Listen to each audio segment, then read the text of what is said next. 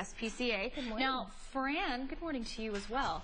Special dog. Isn't she precious? She's precious. Oh, Not exactly sure what kind of dog she is, but she's a happy dog, and that's all that matters. It's true. This is, like you said, this is Fran. She's a 2-year-old little girl, and we're calling her a Scottish Terrier, but we think maybe there's Cairn Terrier. She's a Terrier mix, and at the end of the day.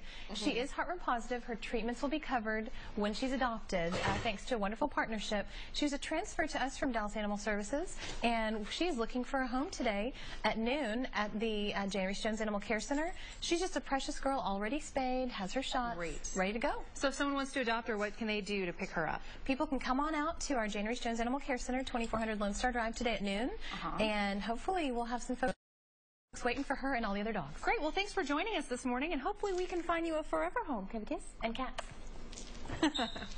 All right, there's the phone number, 888-ANIMALS or spca.org, and let's celebrate something else. How about celebrity birthday?